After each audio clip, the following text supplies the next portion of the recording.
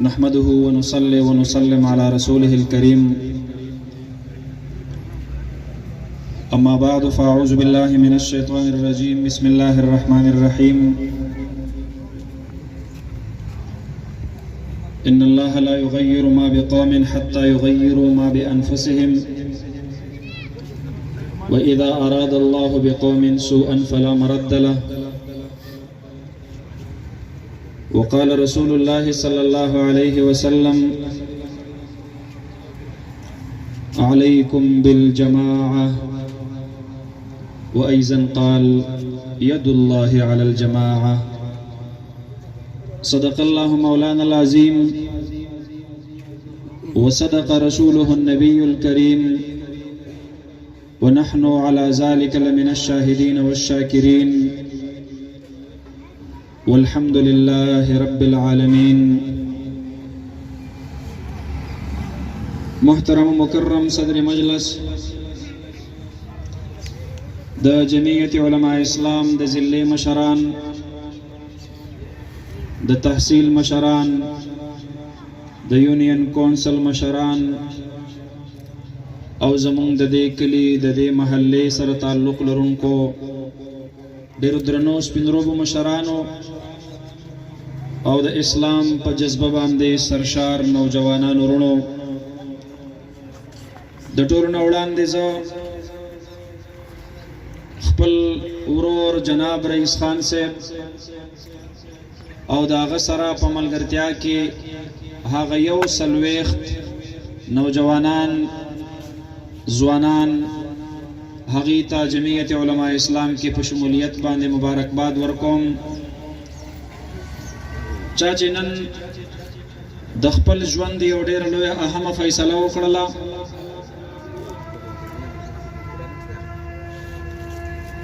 هغې وروڼو ته مبارکباد ورکوم دا د هغې خوش قسمتي ده هغوی ته الله رب العالمین د یو داسې عظیمې فیصلې توفیق نصیب وفرمایلو زه هغې ته مبارکي ورکوم تاسو د هغې قافلې ملګري شولی په کومه قافله کې چې په لکونو باندې سینې د قرآن کریم نه ډکې دي تاسو د هغې قافلې هم سفر جوړ شوئ په کومه قافله کې چې لکونو ژبې د الله رب العالمین د قرآن په تلاوت باندې لمدې دي تاسو د هغې جماعت ملګري شولی کوم جماعت چې په پاکستان کې پاکستانی قوم ته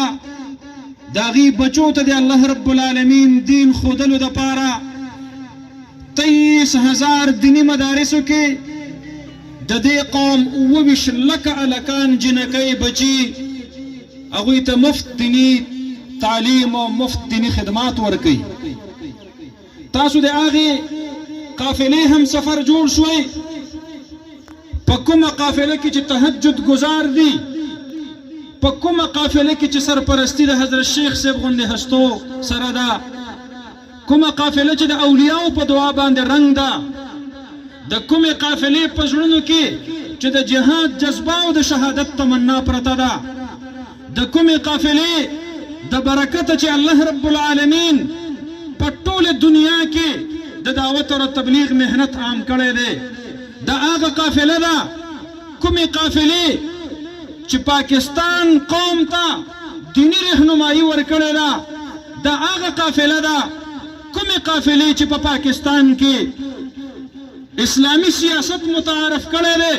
د اسلام سیاسی هغه شعبه کومه چې د اسلام په ټولو شعبو کې د ټولو نه مظلومه شعبه ده دا هغه جماعت دی چا چې د اسلام هغه مظلومه او هغه محکومه شعبه په امت مسلمه کې زنده او جاوید ساتلې ده زما محترمو دا ستاسو خوش قسمتي ده د هغې تورې او سپینې جنډې د لاندې الله رب العالمین د ودرېدلو توفیق در نصیب کو د کومې تورې او سپینې جنډې د لاندې چې سرور کونین سردار دو جهان محمد مصطفی صلی الله علیه وسلم ولاړ د کومې تورې او سپینې جنډې د پورته کولو دپاره چې الله په عرش باندې د عمر ابن خطاب انتخاب فرمایلی و،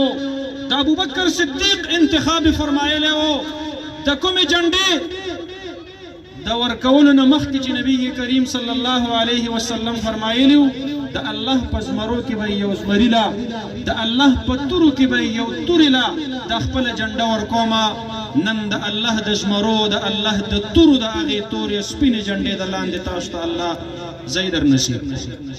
دا ستاسو خوش قسمتي ده. خلق به نارې لګوي، څوک به وایي مونږ فلانکی خاني غواړو، او څوک به وایي مونږ ډینګي خاني غواړو، تاسو به وایي مونږ د الله په ځمکه د الله نظام غواړو. مونږ نور څه نه غواړو، زمونږ د سیاست مقصد د الله حاکمیت او د مخلوق خدا خدمت کول دي. دا دوه عظیم مقاصد زمونږ په زړونو کې پراته دي. الله رب العالمین به حیثیت د حاکم منل، الله رب العالمین نظام په ملک به حیثیت د حاکم نافذ کول، دا د جمعیت علماء اسلام د سیاست مقصد دی. تاسو هغه جماعت کې شمولیت وکړو کوم جماعت کې چې اکثریت طبقه د دواړو جهانو د سردار مبارک په سنتو باندې مزین خلق دی. تاسو هغه جماعت کې شمولیت وکړو د کوم جماعت د جلسې آغاز چې د قرآن کریم د تلاوت نه اختتام یې په دعا باندې کیږي، د کوم چا په اجتماعاتو کې چې د تکبیر غږونه وي، د چا په اجتماعاتو کې چې د ختم نبوت د چوکیدارۍ جذبه پیدا کیږي، د چا په اجتماعاتو کې چې د ناموس رسالت د حفاظت جذبه پیدا کیږي، په کومه اجتماع کې چې د حرمینو محبت پیدا کیږي، په کومه اجتماع کې چې د الله رب العالمین د دین جذبه او ولوله د انسان په زړونو کې پیدا کیږي، تاسو د هغه خلقو په جماعت کې شمولیت وکړو. جمعیت علماء اسلام د چا سره ذاتی جنگ نشته، مونږ د چا سره د یو شخصیت سره او د یوې پارټۍ سره د ذات جګړه نشته دی. جمعیت علماء اسلام اختلاف د نظریاتو په بنیاد باندې لري. زمونږ نظریه دا ده په حیثیت د مسلمان الله رب العالمین را له اسلام غوندې ښکلی ښایسته نظام را کړی دی. اسلام د یو څو عقیدو نوم نه دی، اسلام د یو څو رسمونو نوم نه دی، اسلام د یو څو منځونو نوم نه دی، اسلام د یو څو رواجونو نوم نه دی. اسلام هغه همګیر نظام لري، هغه جامع نظام لري، هغه انټرنیشنل او عالمي نظام لري په کومه کې چې زما استاد انفرادي ژوند سره سره زما استاد ریاستي ژوند او د سیاسي ژوند رهنمایي هم حاصله ده. لہذا جمعیت علماء اسلام د یو سوچ او د یو فکر نوم دی. هغه سوچ او فکر دا دی چې سیاست دا د اسلام لازمی جز دی، سیاست شرعیه دا د اسلام لازمی حصہ ده. نن بعضې وروڼه زمونږ وایي وی مونږ کوشش کوو د علماو باندې پابندي ولګو چې په جومات کې سیاسي خبرې نه کوي. کو سیاست د اسلام حصہ وي او اسلام نیمګړی الله نه وي رالیږلی او سیاسي رهنمایي مونږ ته راکوي، نو چې د دواړو جهانو سردار مبارک د خپل سیاسي نظام ټولې فیصلې دا په مسجد نبوي شریف کې کولې او ما ته په سنت کې هغه منبر او محراب پاتې دی. نو یاد ساته زه چې د منبر او د محراب نه د امت د عقیدې اصلاح کومه، زه چې د منبر او د محراب نه امت ته د عباداتو ترغیب ورکومه، زه چې د منبر او د محراب نه د امت اخلاق اصلاح کومه، زه چې د منبر او د محراب نه امت کې د حیا او د عفت او د پردې اسلامي نظام معاشرت قائمومه، زه چې د منبر او د محراب نه د قوم انفرادي تجارت کې د سود د خاتمه اعلان کومه. یاد دې وساتي هغه خلق زه به د منبر او د محراب نه د قوم د ریاستي نظام نه هم د سودي نظام د خاتمه د هغې ترغیب به ورکومه. یاد دې وساتي هغه خلق زه د نبي علیه الصلاة والسلام جانشین یم، زه د هغه وارث یم، زما په سر باندې پګړۍ د نبي علیه السلام د وراثت پرته ده. زما پیغمبر سیاسي و، یوازې هغه نه ټول بني اسرائیل او انبیاء کرام علیهم الصلوات والتسلیمات سیاستدانان وو. زه نه وایم دا د ترمذي شریف حدیث دی كانت بنو اسرائیل تسوسهم الانبیاء چې د بنی اسرائیل سیاست په د هغې انبیاو کو، قیادت په د هغې پیغمبرانو کو، حکومت په د هغې پیغمبرانو کو. نبی علیه الصلاة والسلام د خپل امت نبی هم دی، حاکم هم دی، د ریاست مدینه سربراه هم دی، چیف جسٹس او قاضی القضات هم دی، چیف آف آرمی سٹاف هم دی نبی علیه الصلاة والسلام، او د خپل ریاست چیف ایڈمنسٹریٹر هم دی چې نبی علیه الصلاة والسلام په وراثت کې ماته د امت سیاسي رهنمایي پرېښې ده. بیا زه اعلان کول غواړم چې د وارث په حیثیت باندې به زه د نبی علیه الصلاة والسلام د وراثت حق ادا کوم او د دې امت سیاسي رهنمایي به زه د هغه منبر او محراب نه کوم، د کوم منبر او محراب نه چې زه د دې قوم د نورو شعبو رهنمایي د هغې کوم. دا د خلقو غلط فهمي ده. خلق به کالو سر زمونږ نه دین زده کوي او د الیکشن په ورځو کې بیا ماته دین ښایي. نو کالو سر به زه مفتي یم، زه به د دین په مسلو پوهېږم او د الیکشن په دوران کې به په سټیج باندې دې ماته دین ښایي چې په اسلام کې سیاست شته او کو نشته دی، اسلام کې ووټ شته او کو نشته دی، په مسجد کې د ووټ او د سیاست خبره پکار ده او کو نه ده پکار. دا اسلام به بیا ماته داخله ښایي. عجیبه خبره ده. زما محترم ورونو، او بیا د پاکستان آئین ګوره، زما اکابر او زما مشرانو چې د پاکستان کوم آئین توی کړی دی، ما بله ورځ د مردان د یو محترم سیاسي مشر خبره اورېدله، وایي آئیني طور هم مذهب د سیاست دپاره استعمالول ټیک نه دي. زه هغې ورور ته وایم ته کانسټیټیوشن آف پاکستان سټډي کا، ته آئین پاکستان سټډي کا. ته آئین پاکستان نه دی سټډي کړی. آئین پاکستان دا وایي چې په پاکستان په پارلیمنٹ کې به قانون سازي د قرآن او د سنت مطابق کیږي. د قانون ساز ادارې د رکن جوړېدلو دپاره د آئین مطابق دا خبره ضروري ده. د آرټیکل 227 مطابق چې کوم منبر د قومي او د صوبایي اسمبلی سیکولر سیاست کوي، مذهبي سیاست نه کوي، د قرآن او د سنت مطابق په اسمبلی کې قانون سازي نه کول غواړي، د آئین پاکستان د آرټیکل 227 مطابق هغه ته د پاکستان په سیاسي نظام کې د حصې اخیستلو حق نه دی حاصل. ته ما سره آئیني خبره کې، ما سره کېنه په اوپن ټي وي باندې مباحثه کوو. د دې قوم د وړاندې زه درته ثابتوم چې کوم سړی مذهبي سیاست نه کوي او پارلیمنٹ کې د قرآن او د سنت مطابق قانون سازي نه کول غواړي، هغې سړي ته د پاکستان په سیاسي نظام کې د حصې اخیستلو آئیني حق نه دی حاصل. نو چې زه خاموش یم نو ته الټه رالګې او په ما باندې اعتراض کې او په ما باندې اټیک کې. زما محترم ورونو، د پاکستان آئین د پاکستان شهریانو ته حق ورکړی دی د خپل ځان دپاره د مشر انتخاب وکړي، د یو ویژن او د نظریې او د سوچ انتخاب وکړي. نن زمونږ د 140 ورونو دا انتخاب وکړو، مونږ سیاست کوو، مونږ اسلامي سیاست کوو، مونږ مذهبي سیاست کوو، مونږ یې د علماو په رهنمایۍ کې کوو، مونږ یې د نبي علیه السلام د جنډې د سوري د لاندې کوو، مونږ یې برملا کوو، مونږ یې کلاو کوو، مونږ د پردې شاته سیاست نه کوو، مونږ برسر عام دا خبره کوو د الله رب العالمین د قرآن د سنت د رهنمایۍ او د هدایاتو مطابق په پاکستان کې مونږ د پاکستان د نظام بدلون غواړو. او بیا درخواست کوم چې په پاکستان کې د مذهبي او خلقو مټې مضبوطي کوي. علما مه تنها کوئ، علما مه کمزوري کوئ، ورنه لاړ شئ. نن په اسلامي دنیا کې د بل چا مثال درله نه درکوم. په اسلامي دنیا کې د ارض الحرمین مثال درله، د سعودي عرب مثال درکوم چې په سعودي عرب کې کله د هغې مذهبي طبقه دا بے اختیار شولا، دا د حکومت د رائے مطابق د خطبو ورکولو پابند شولا چې حکومت سوی دی په منبر او محراب کې هم هغه خبره کوي. نن لاړ شه د کوم منبر او د کوم محراب نه چې د بت پرستۍ خلاف اوازونه پورته شوي، نن د بیت الله شریف په سوري باندې ولاړ منبر باندې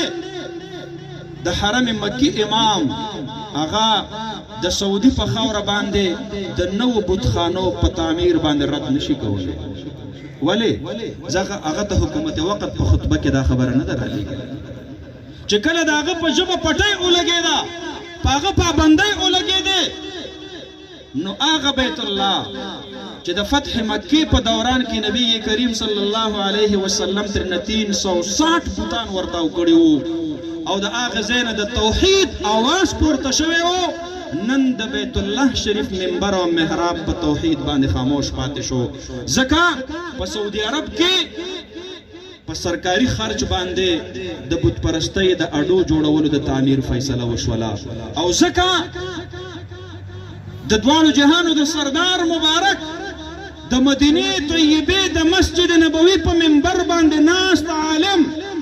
امام الحرم المدني هغه چې کله په منبر باندې کېناستلو او د حکومت د طرف نه ورته خطبه راغلې ده چې اعلان وکړي چې تبلیغي جماعت دهشتګرد جماعت دی، تبلیغي جماعت د خرافاتو د بدعاتو د شرکیاتو والا جماعت دی. نو هغه منبر محراب هغه مجبور پاتې شولو او د نبی علیه السلام د روزي مبارک سره په 3-4 غزه فاصله کې د پروت منبر نه आवाज را ووتلو چې تبلیغي جماعت دهشتګرد او مشرک جماعت. نن لاړ شه منبر رسول صلی الله علیه وسلم جاړي امت مسلمه ته پیغام ورکړي اے امتیانو زما د امت علما ما به اختیار کوي ورنه زما د روزي سره خواته به ولاړ وي او د دین کار ته به دهشتګردي وي او د حرمینو په خاوره باندې چې کومې بتخانې تعمیر کیږي د هغې په تعمیر باندې به خاموشه پاتې شي. تاسو ته پته ده 2.5 کاله 3 کاله پوره کېدو واله دي چې د کرونا د کووډ د وجې نه عمرې بندې دي. خو دا پته به درته هم وي چې د حرمینو په خاوره باندې د هغې د سینما هالونو او د هغې د فلمي فیسټیولو دومره لوی لوی اجتماعات کیږي چې موسم الریاض په نوم باندې ریاض فیسټیول په نوم باندې مخکې ورځو کې چې کوم فیسټیول وشو اخرنۍ ورځ باندې شماره وشوله 80 لاک خلقو په هغه ننګه ډانس کې شرکت کړی و. نو چې په ارض الحرمین 80 لاک خلق هغه په دغه محفل کې راغونډېدلی شي ما څوک عمرې ته نه پرېږدي او سلمان خان د انډیا نه راغواړي د خپل فیسټیول د افتتاح دپاره ما کعبة الله ته نه پرېږدي ما روزې مبارکې ته نه پرېږدي او د نورو اجتماعاتو انعقاد کېدلی شي او د هغې باوجود د سعودي عرب علما خاموش ناست دي. نو زه د پاکستان عوامو ته دا درخواست کوم خپل علما مه بې اختیاره کوئ، خپل علما مه کمزوري کوئ ورنه هغه ورځ لرې نه ده چې د ارض الحرمین منبر او محراب په بېدینۍ خاموشه شو او د دین خلاف ترنه اوازونه پورته شو. د پاکستان د منبر او د محراب نه به د کوم ځای نه د دین اواز بیا راوځي. تاسو اینئ نن زمونږ او ستاسو د ملک هر یو اداره د بهر په ډکټیشن باندې فیصلې کوي. نو زمون قانون ساز اسمبلی ته د FATF د طرف نه مسوده راځي او په هغه مسوده کې لیکلي دي چې د پاکستان چې څومره وقف املاک دي یعنی مساجد، تبلیغي مرکزونه، د دین مدرسې، جنازګاهونه، قبرستانونه، وقف املاک چې په پاکستان کې څومره هم دي د هغې مالکانه حقوق په حق سرکار ضبط. وقف املاک قانون جوړ شوی دی. دا مسوده FATF کې تیاره شوې ده او هغې ړندو کڼو چاړاګانو پاټاګانو MNA په دې دستخط کړی دی د چا د انتخاب دپاره چې بکسې پټېدلې او په داندلۍ باندې پارلیمنټونه ډکېدل دا د دې ورځې دپاره چې دوی به د عالم کفر په قوانینو باندې په ړنده سترګه او په پټو سترګو باندې بیا دستخط یې کړي او دستخط پې وکړو. صحیح وکړل د الله کورونه هغه یې د حکومت تحویل ته ورکړل. صحیح وکړل نن ګوره زما د عدالت فیصله هم د بهر په دباو باندې ده آسیه ملعونه رها کیږي د بهر دباو دی ریمنډي وس رها کیږي د بهر دباو دی دغه بل سیز ابینندن هغه چې کم دینو رها کیږي د بهر دباو دی دی انډیا یو جاسوس کلبوشن هغه ته د کونسلر رسایي دپاره په قومي اسمبلی کې قانون سازي کوي دا موجوده حکومت ولې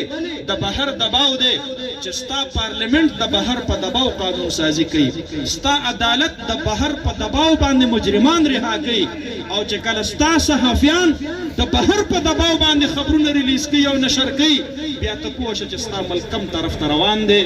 نننۍ ورځ باندې چې په قومي اسمبلی کې کوم اجلاس شروع دی د پاکستان قوم کو خبر نه چې خبروم کما سټیټ بینک آف پاکستان دا حواله کیږي یهودي مالیاتي ادارې IMF ته انټرنیشنل مانیټرینګ فند ته سټیټ بینک بدنن نورستو سټیټ بینک آف پاکستان نوي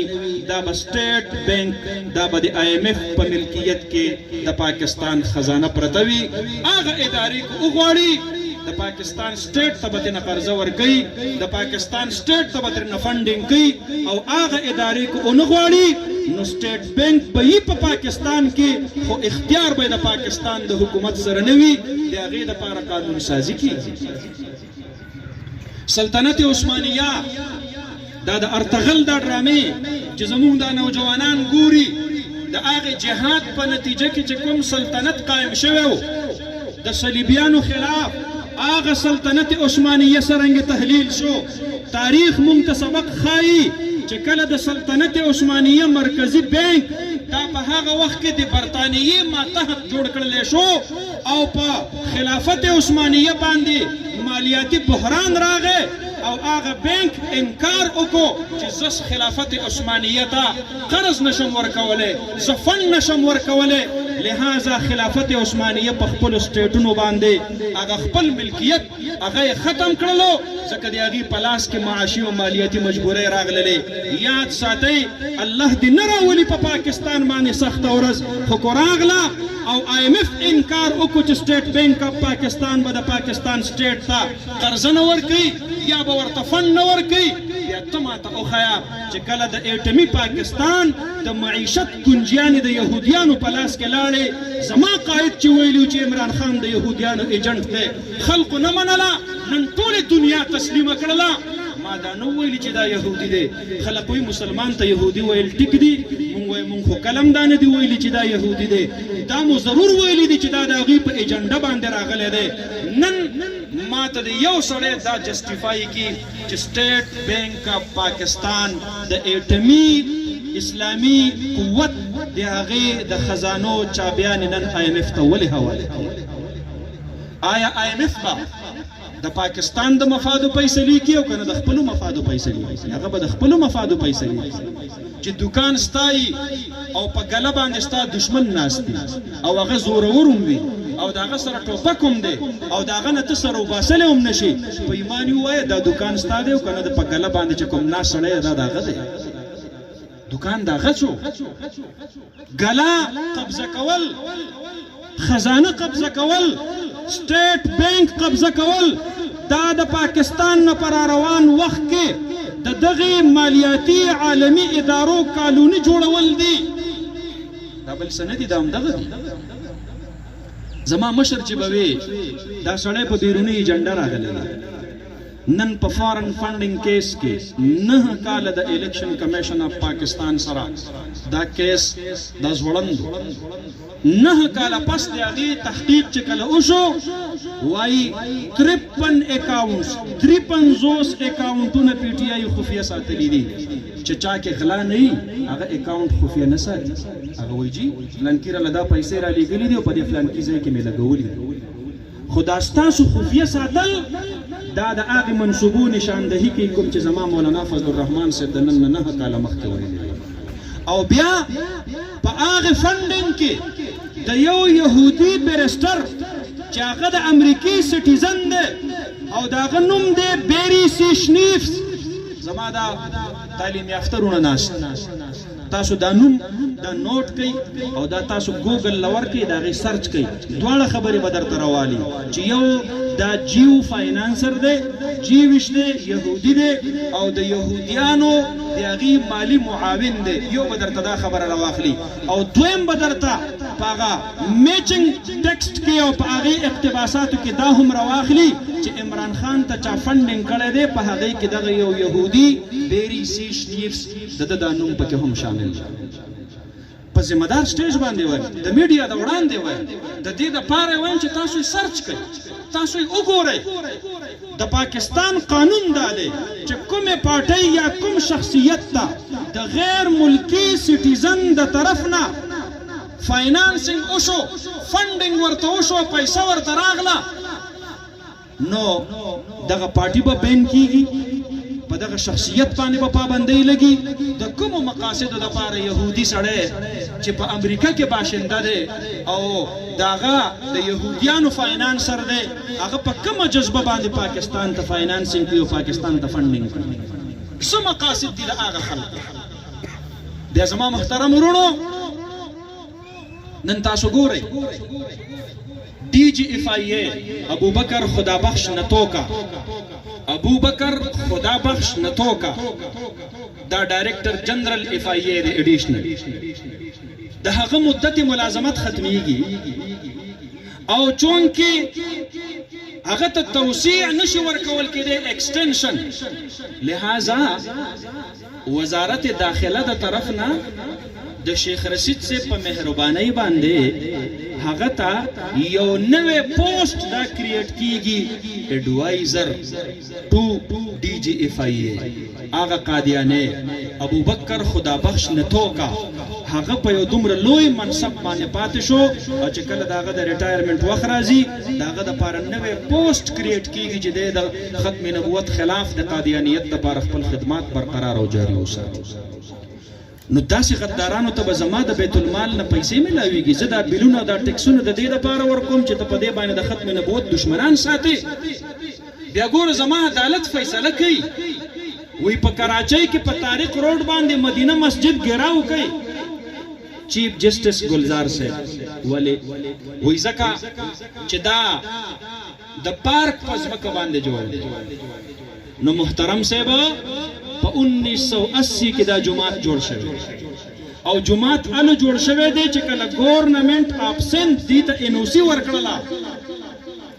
او بیاد آگے نورستو کنسرن ڈپارٹمنٹس و متعلقہ ادارو دیتا اجازتون ورکڑل دا ریاست ذمہ داری وا چپا کم زے کے مسلمانانو تا دا عبادتگاہ ضرورت وی چی دیور جماعت جوڑ کی تا پا پاکستان کی زمان دا بیت المال او دا خزانین تر اوسا پوری یو مسجد ندے جوڑ کرے دا واحد دا اللہ کورن دی چی دا روڈ پا غاڑا باندے خلقو کٹون ورا چولی یو روپے چند ورطا ورا چاہی داستا زمواری وا تا چی پا کرتارپور کے راتو رات دا اربون روپو پا فنڈ باندے تا یو مذہبی اقلیت دا پارا گردوارا جوڑے نو دا 21 کروڑ مسلمانان ستان دا گلی حق لری چی زما جماعت جوڑے نا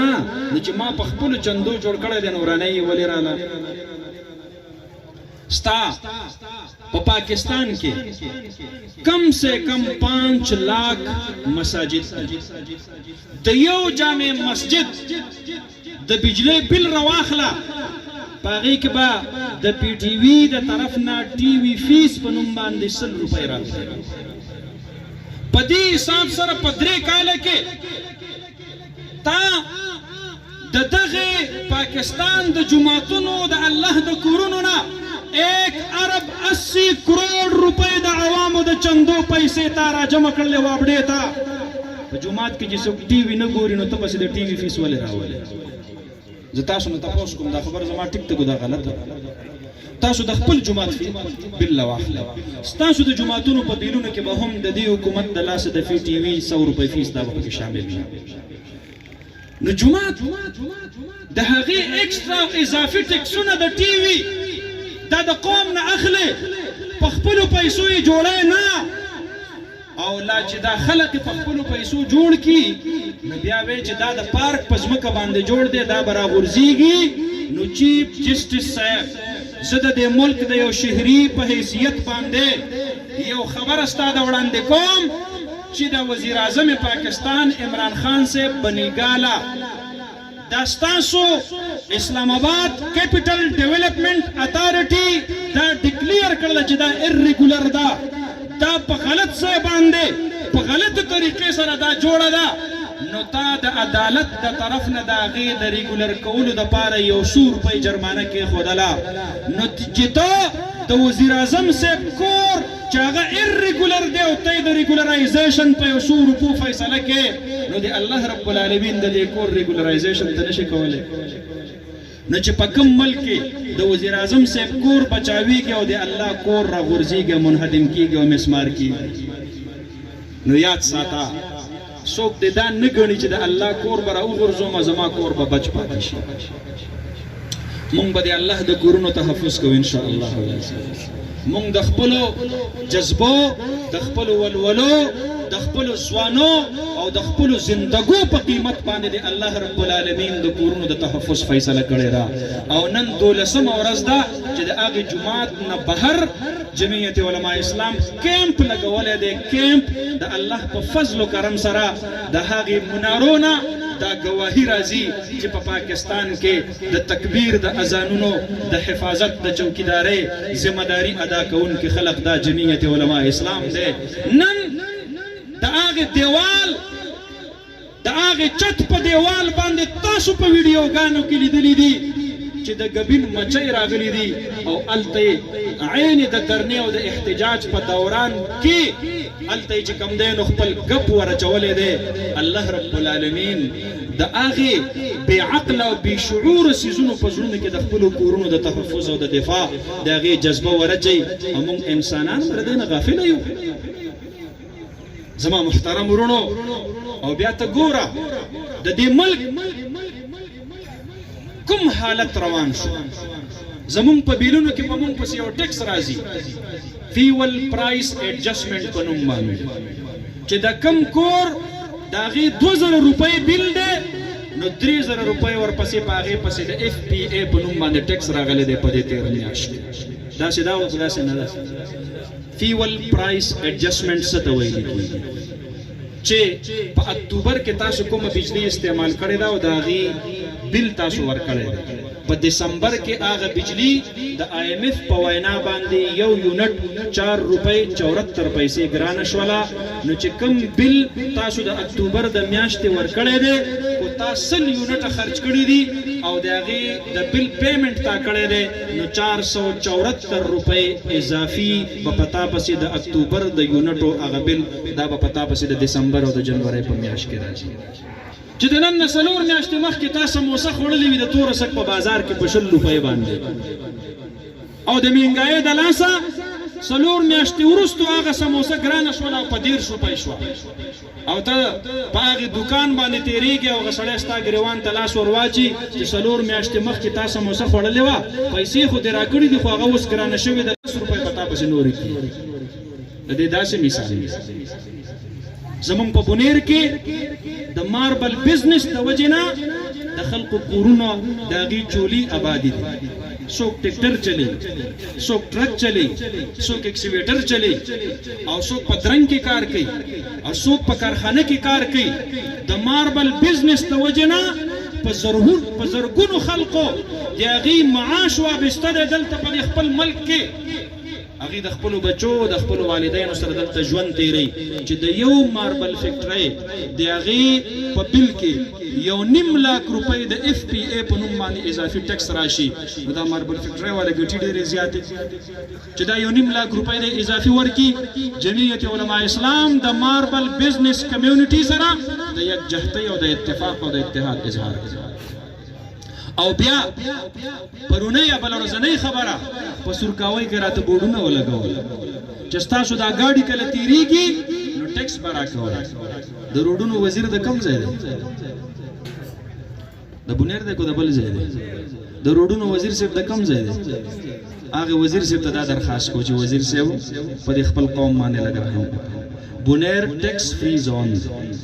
د 2023 پورې په بونیر باندې هیڅ قسم ټیکس نشي لاګو کېدلی. اوس کو ته چې نه د بونیر په حدودو کې بیان اخلم درنه چې څنګه رستم حدودو ته انټر کېږي په دغه ځای کې به مې درته بورډ لګولی او دغه ځای کې به درنه اخلم.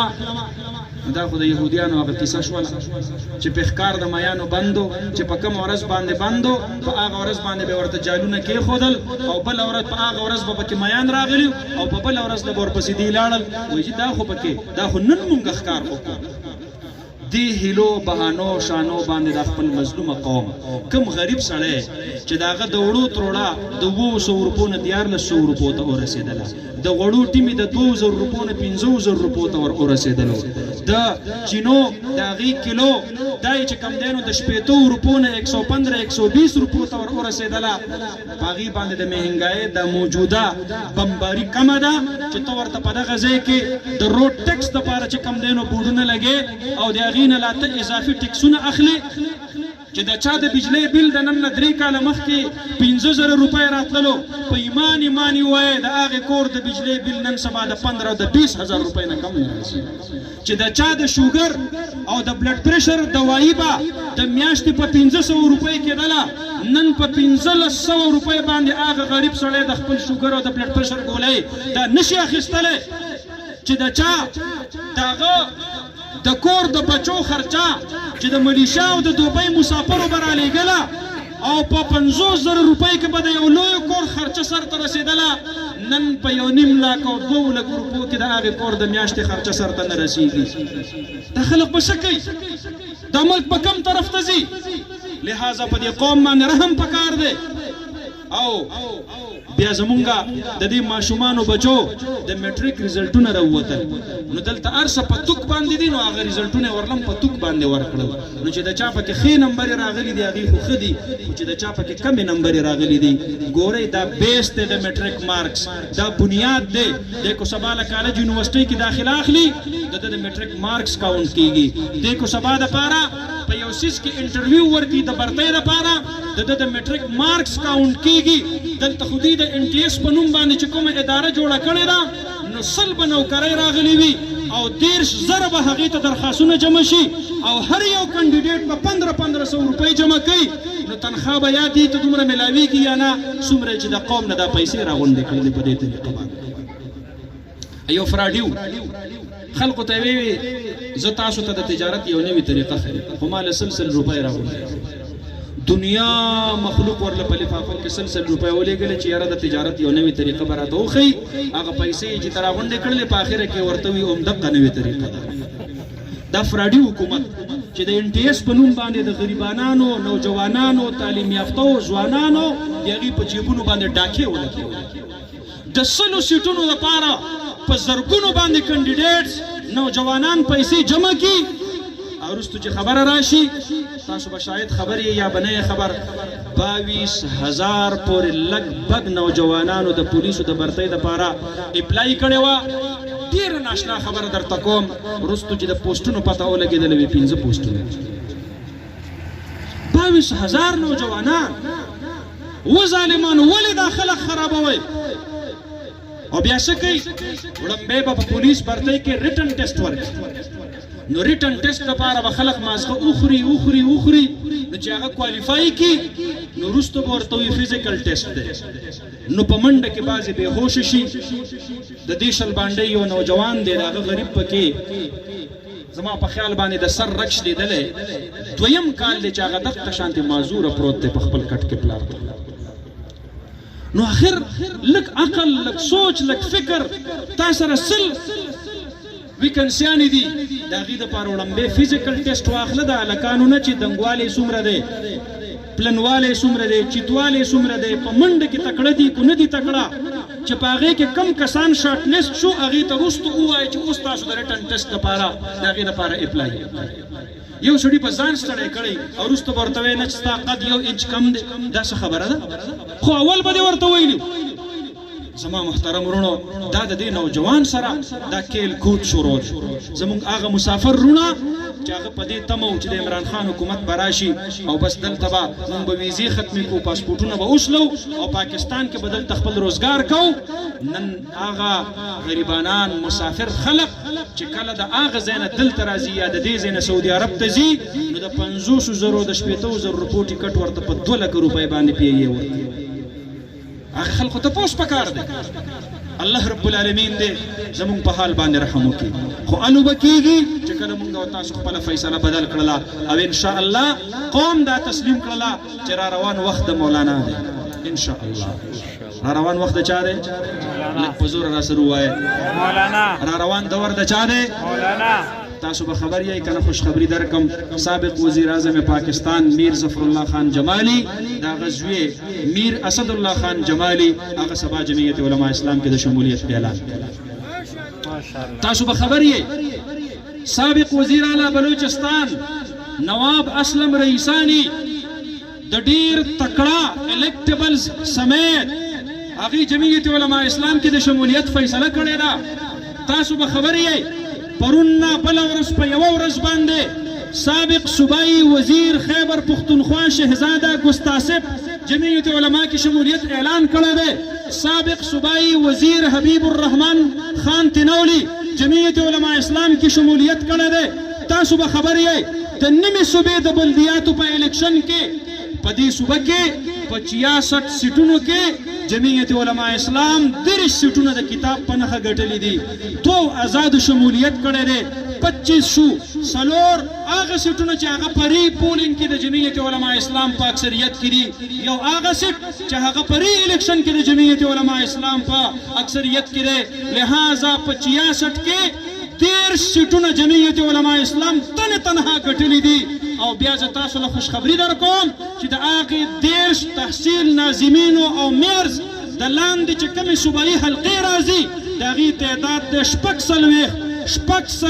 د صوبایي اسمبلۍ سیټونه په نیمه صوبه کې په بلدیاتي الیکشن کې جمعیت علما کلین سویپ کړل او نیمه صوبه لا پاتې ده انشاءالله مستقبل د جمعیت علما دی انشاءالله را روان دور د جمعیت علما دی افغانستان نه چې کوم د مذهبي خلکو د فتح او د کامیابۍ یخې هواګانې رالوتلې دي انشاءالله العزیز یوازې هلته به د هغې د حاکمانو په ماڼو کې د قرآن تلاوت نه د پاکستان د هغې د حاکمانو وقت محلات عن قریب د حسن قرات د محفلونو سجاویدلو ته منتظر دي او انشاءالله ثم انشاءالله پاکستان کې د دیندارو خلکو راج را روان دی پاکستان کې د اسلام پسندو د مذهب پسندو خلکو د هغې حکومت را روان دی الله رب العالمین دی جمعیت علماء اسلام ته او تاسو دې تکړو ځوانانو ته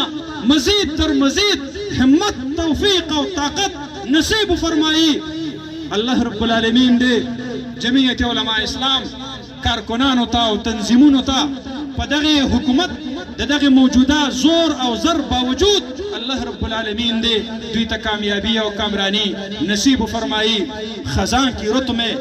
گلاب لہجہ بنا کے رکھنا کمال یہ ہے طوفان کی ضد میں دیا جلانا جلا کے رکھنا کمال یہ ہے وآخر دعوانا ان الحمد لله رب العالمين سبحانك اللهم وبحمدك نشهد ان لا اله الا انت نستغفرك ونتوب اليك ربنا آتنا في الدنيا حسنة وفي الآخرة حسنة وقنا عذاب النار برحمتك يا ارحم الراحمين موږ په جمع باندې